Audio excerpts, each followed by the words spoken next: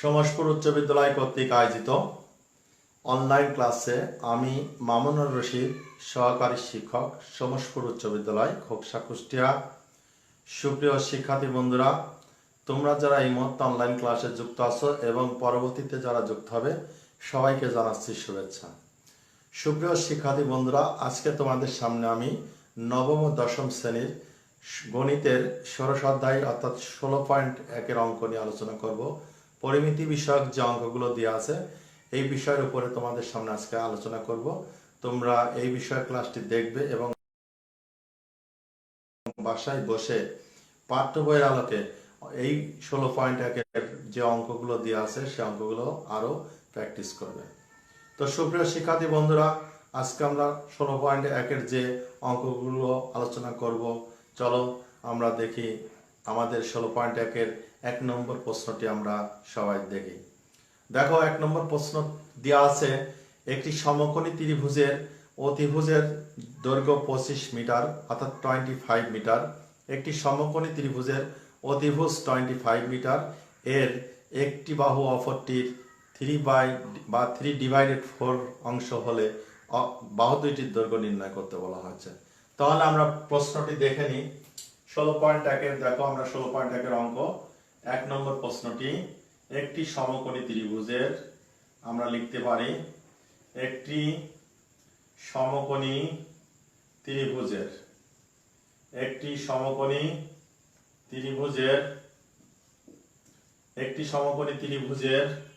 অতিভুজ 25 মিটার,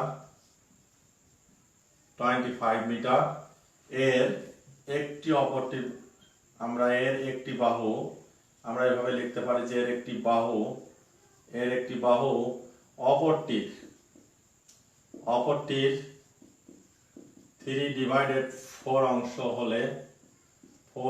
হলে বাহু দুইটির দৈর্ঘ্য নির্ণয়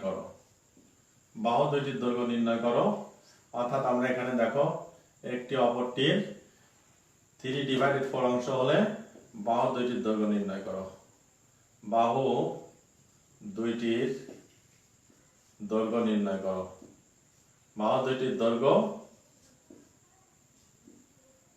করো।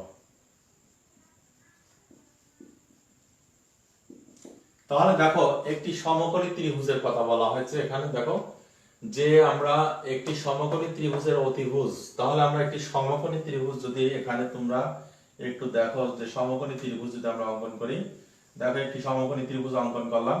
এখানে একটি সমকোণী ত্রিভুজ অঙ্কন করার পর দেখো আমরা এভাবে একটি সমকোণী ত্রিভুজ অঙ্কন করতে পারি।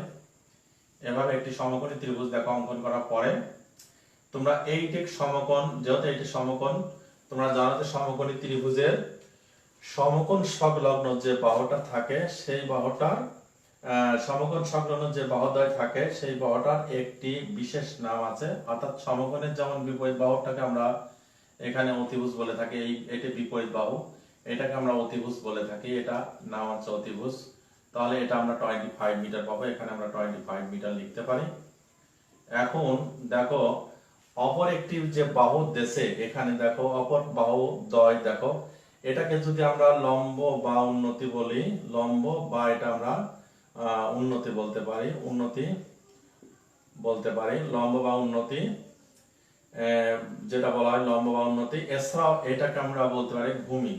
তাহলে তোমরা সমকোণী ত্রিভুজের যে বিশেষ নাম আছে সেগুলো আমরা এখানে ব্যবহার করলাম, অতিভুজ, লম্ব বা উন্নতি এবং ভূমি।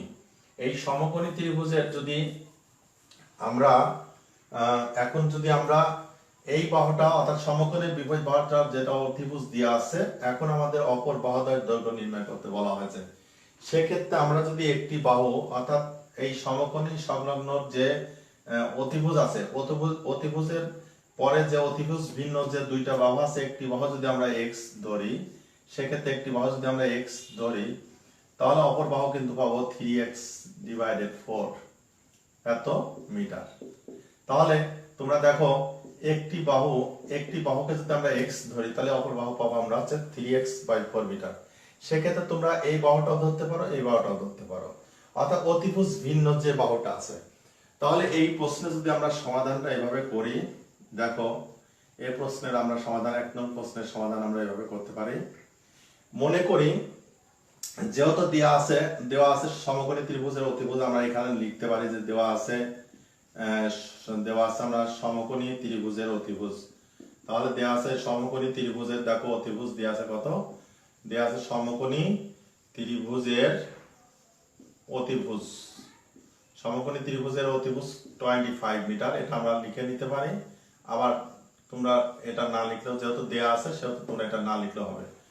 দেওয়া আছে সমকোণী ত্রিভুজের অতিভুজ 25 মিটার। তাহলে আমরা এখানে মনে করি দেখো আমরা এখানে মনে করতে পারি, মনে করি যে অপর বাহুদ্বয়ের, মনে করি অপর বাহুদ্বয়ের একটি x মিটার, একটি আমরা x মিটার সেট করতে পারি। এক্ষেত্রে একটি যদি x মিটার পাই, যেহেতু সমকোণী ত্রিভুজের অতিভুজ 25 মিটার, সুতরাং মনে করি অপর বাহুদ্বয়ের, মানে সমকোণী ত্রিভুজের যে ভিন্ন বাহুদ্বয় আছে, অতিভুজ ভিন্ন যে বাহুদ্বয় আছে, এখানে তুমি অতিভুজ ভিন্ন বাহুদ্বয় লিখতে পারো। মনে করি অতিভুজ ভিন্ন বাহুদ্বয়ের একটি x মিটার, তাহলে অপর বাহুদ্বয়ের একটি যদি x মিটার হয়, সুতরাং আমরা অপরটি পাবো আমরা অপরটি আমরা লিখতে পারি, যেহেতু বলেছে যে x এর 3/4, তাহলে আমরা 3x/4 অংশ এত মিটার পাই। দেখো তোমরা এটা বুঝতে পারলে কিনা। অর্থাৎ দেখো দেওয়া আছে সমকোণী ত্রিভুজের অতিভুজ যেহেতু 25 মিটার, অতিভুজ ভিন্ন বাহুদ্বয়ের একটি আমরা x মিটার লিখতে পারি। এখানে অতিভুজ ভিন্ন বাহুদ্বয়, অর্থাৎ সমকোণী ত্রিভুজের তোমরা যদি এখানে অতিভুজ ভিন্ন লেখো তবু হয়। আবার মনে করি অপর বাহুদ্বয়ের একটি আমরা লিখতে পারি, মনে করি অপর বাহুদ্বয়ের একটি x, বাহুদ্বয়ের একটি হচ্ছে x এবং অপরটি হচ্ছে আমরা লিখতে পারি কি 3x/4 মিটার। কেন? কারণ একটি অপরটি 3/4 অংশ। দেখো পিথাগোরাসের উপপাদ্য অনুসারে যদি এখন আমরা, যেহেতু একটি বাহু পাইছি 3x/4 এবং অপর একটি বাহু x মিটার এখানে, এবং আরেকটি বাহু 25 মিটার, পিথাগোরাসের উপপাদ্য অনুসারে যদি এখন আমরা লিখি বা প্রশ্ন অনুসারে লিখি, যদি আমরা তাহলে আমরা লিখতে পারি কি যে x² প্লাস 3x, আমরা লিখতে পারি 3x/4 তার স্কয়ার ইকুয়াল টু 25 স্কয়ার। কেননা তোমরা জানো যে পিথাগোরাসের যদি আমরা সমকোণী ত্রিভুজের যখন ক্ষেত্রফল নির্ণয় করব, সেক্ষেত্রে পিথাগোরাসের যে সমকোণী ত্রিভুজের উপর, অর্থাৎ সমকোণী ত্রিভুজের উপর পিথাগোরাস যে প্রমাণটি করেছিল সেটা হচ্ছে যে অতিভুজের উপর অঙ্কিত বর্গক্ষেত্র অপর দুই বাহুর উপর অঙ্কিত বর্গক্ষেত্রদ্বয়ের সমষ্টির সমান। এইভাবে সম্পর্কটি স্থাপন করে আমরা পিথাগোরাসের উপপাদ্যর আলোকে আমরা প্রশ্ন অনুসারে লিখতে পারি। তাহলে এখন যদি দেখো আমরা যদি এইটার কাজ করি, তাহলে তোমরা বুঝতে পারছো যে এখানে তুমি x² প্লাস, তুমি এখানে লিখতে পারো x² প্লাস 3 কে বর্গ করলে তোমার জানা আছে, আমরা আরেকটু জায়গা নিয়ে আমরা কাজ করি। x² 3 কে বর্গ করলে পারে 3 এর বর্গ 9x², অর্থাৎ 9 এবং x এর বর্গ x², 4 এর বর্গ 16 ইকুয়াল টু 25 এর বর্গ করলে পারে 625, অর্থাৎ 25 এর বর্গ তোমরা 25 and 25 গুণ করলে 625, এভাবে 625 পাবে। এখন তুমি দেখো 16 এখানে তুমি লসাগু নিতে পারো, যেহেতু এখানে প্লাসের কাজ, 16 যদি লসাগু নাও তাহলে 16, যেহেতু এখানে 1 আছে তাহলে আমরা x² এর সাথে 16 আমরা গুণ করতে পারি, সেক্ষেত্রে 16x², আবার 16 দ্বারা ডিভাইড করলে 1, সেক্ষেত্রে আমরা 9x² পেলাম ইকুয়াল টু 625।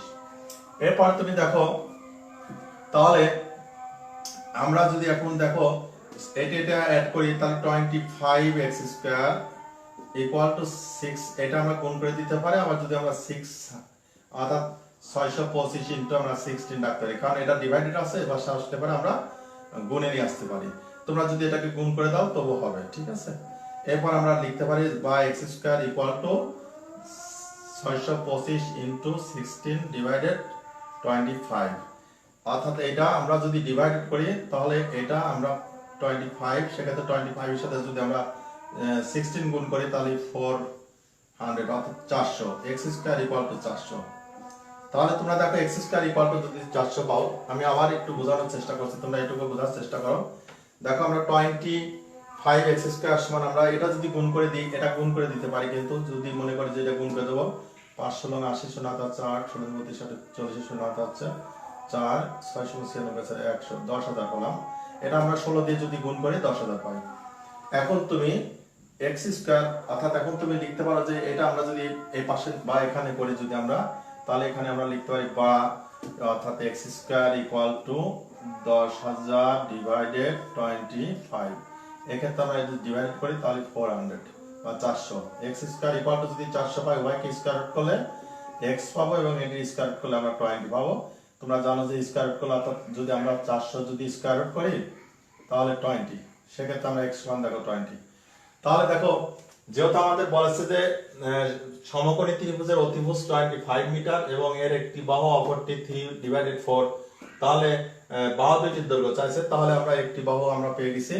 অতএব অপর বাহুদ্বয়ের সমকোণ সংলগ্ন অপর বাহুদ্বয়, এখানে তোমরা লিখতে পারো মনে করি সমকোণ সংলগ্ন অপর বাহুদ্বয়, সমকোণ সংলগ্ন, এখানে লেখা যায় যে সমকোণ সংলগ্ন, তোমরা এটা দিতে পারো যে অপর বাহুদ্বয়ের একটি যদি x হয় তাহলে অপরটি আমরা 3x/4। সেক্ষেত্রে আমরা যদি এখানে এখন অ্যানসার করি তাহলে আমরা লিখতে পারি, সুতরাং আমরা লিখতে পারি একটি বাহু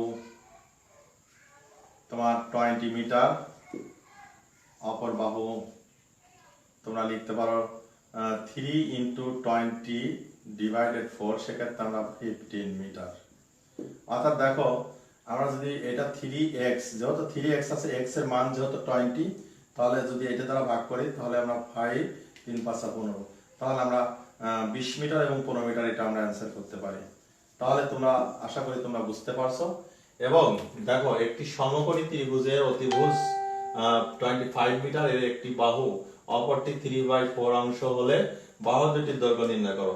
দেওয়া আছে সমকোণী ত্রিভুজের অতিভুজ তোমার 25, মনে করি সমকোণ সংলগ্ন যে অপর বাহুদ্বয় আছে, মনে করি সমকোণ সংলগ্ন অপর বাহুদ্বয়ের একটি x মিটার এবং অপরটি 3x/4, কারণ আমরা যেহেতু জানি একটি অপরটি 3/। পিথাগোরাসের উপপাদ্য অনুসারে, এখানে তুমি পিথাগোরাসের উপপাদ্য অনুসারে দেখো এটা তুমি সাইডে এখানে লিখে দিতে পারো যে পিথাগোরাসের উপপাদ্য অনুসারে, অর্থাৎ পিথাগোরাসের উপপাদ্য অনুসারে এটা তোমরা উল্লেখ করতে পারো যে পিথাগোরাসের উপপাদ্য অনুসারে আমরা এখানে দেখো পিথাগোরাসের উপপাদ্য অনুসারে আমরা লিখতে পারি।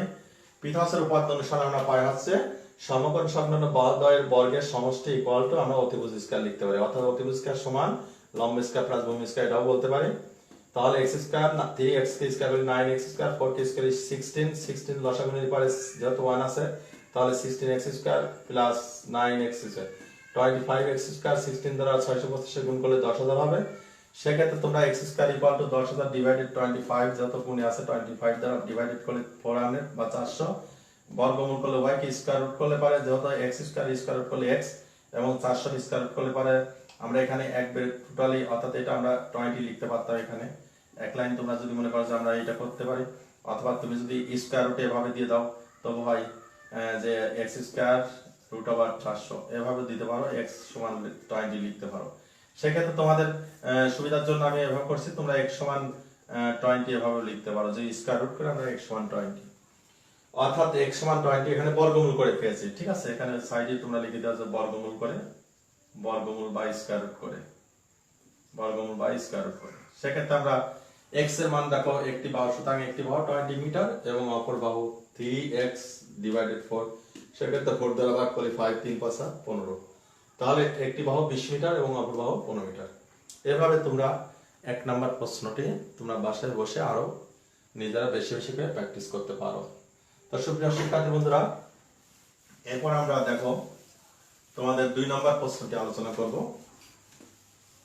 2 নাম্বার প্রশ্নটি দেখো আলোচনায় আমরা 2 নাম্বার প্রশ্ন দেয়া আছে যে একটি মইয়ের, অর্থাৎ 2 নাম্বার প্রশ্নটি দেখো দেয়া আছে তোমাদের 2 নাম্বার প্রশ্ন, 20 মিটার লম্বা একটি মই দেয়ালের সাথে খাড়াভাবে আছে।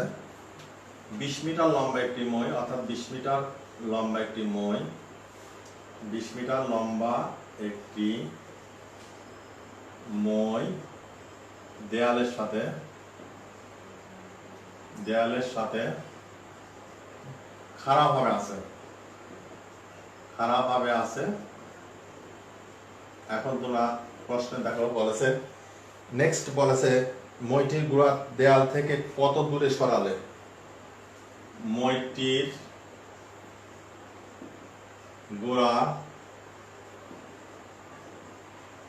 দেয়াল থেকে কত দূরে সরালে? কত দূরে সরালে উপরের প্রান্ত 4 মিটার নিচে নামবে? উপরের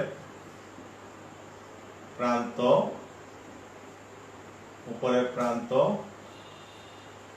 4 মিটার নিচে নামবে, 4 মিটার নিচে নামবে। তাহলে তোমরা দেখো এখানে যে প্রশ্নটি বলেছে সেই প্রশ্নটি দেখো, 20 মিটার লম্বা একটি মই, 20 মিটার লম্বা একটি মই দেয়ালের সাথে খাড়াভাবে আছে। মইটির গোড়া দেয়াল থেকে কত দূরে? তাহলে আমরা এখন মনে করো যে এইরকম করে একটা মই দেয়ালের সাথে ঠিক এইভাবে খাড়াভাবে আছে। এখানে AB একটি মইয়ের দৈর্ঘ্য এভাবে খাড়াভাবে আছে। এখন যদি আমি মইটির, এইটা হচ্ছে মইটির গোড়া, নিচেরটা হচ্ছে মইটির গোড়া, যদি B থেকে আমি এই দিকে নিয়ে যাই, B থেকে C পর্যন্ত যদি নিয়ে যাই, দেখো B থেকে যদি C পর্যন্ত নিয়ে যাই, তাহলে এটা ছিল কত? আগে ছিল হচ্ছে এটা 20 মিটার, এটা আমরা ছিল 20 মিটার। এখন উপরের প্রান্ত তো তাহলে নেমে আসবে, তাহলে উপরের প্রান্ত যখন আমি এদিকে গোড়া সরাই নিয়ে যাচ্ছি, তাহলে আমরা এখানে C বিন্দু পর্যন্ত সরাই নিয়ে যাচ্ছি। সেক্ষেত্রে দেখো আমরা এইভাবে যদি আমরা মইটি নিয়ে আসি, তাহলে B বিন্দুতে দেখো চলে, অর্থাৎ এখানে D বিন্দুতে চলে আসে, মইটির উপরের প্রান্তটি D বিন্দুতে চলে আসে। সেক্ষেত্রে আগে মইটি ছিল AB সমান 20 মিটার, কিন্তু এখন যেহেতু 5 মিটার 4 মিটার নিচে নামবে, অর্থাৎ উপরের প্রান্ত 4 মিটার নিচে নামবে, তার মানে উপরের প্রান্ত 4 মিটার, এইটুকু আমরা পাবো 4 মিটার। 4 মিটার নিচে পালে তাহলে এটা আমরা মইয়ের দৈর্ঘ্য যেহেতু এটা আমরা 20 মিটার এখানে আমরা লিখতে পারি, এখানে 20 মিটার। আর এটা আমরা যেহেতু 20 মাইনাস 4, সেক্ষেত্রে আমরা এখানে লিখতে পারি 16 মিটার, অর্থাৎ আমরা এখানে দেখো 16 মিটার পেয়ে গেছি। তাহলে যেহেতু মইটি খারাপ ভাবে ছিল, অর্থাৎ লম্ব ভাবে ছিল, দেখো এখানেও একটা জিনিস তোমরা বোঝার আছে, যেহেতু প্রশ্নে বলেছে 20 মিটার লম্বা একটি মই দেয়ালের সাথে খারাপ ভাবে আছে, তাহলে মইটির গোড়া দেয়াল থেকে কত দূরে সরালে? দেয়াল থেকে কত দূরে সরালে? তাহলে মনে করি আমরা BC সমান x মিটার দূরে সরাতে হবে, অর্থাৎ দেয়াল থেকে মইটির গোড়া BC সমান x মিটার দূরে সরালে উপরের প্রান্ত A থেকে D বিন্দুতে আসবে এবং 4 মিটার নিচে নামবে। তাহলে BD সমান আমরা পাবো কি? BD সমান পাবো 16 মিটার। এখানে আমরা 16 মিটার একবারে লিখতে পারি, এখানে তোমরা 16 মিটার লিখতে পারো। তাহলে আমরা কি মনে করতে পারি? দেখো মই, যেহেতু মইটি আমরা মই তো আর তোমার মইটির দৈর্ঘ্য যত 20 মিটার ছিল, সেটা এই CD সমান 20 মিটার। তাহলে প্রশ্ন করছে 20 মিটার লম্বা একটি মই দেয়ালের সাথে যদি খারাপ ভাবে আছে, মইটির গোড়া দেয়াল থেকে কত দূরে? তোমাদের কাছে প্রশ্ন বারবার কিন্তু পড়ছে কত দূরে।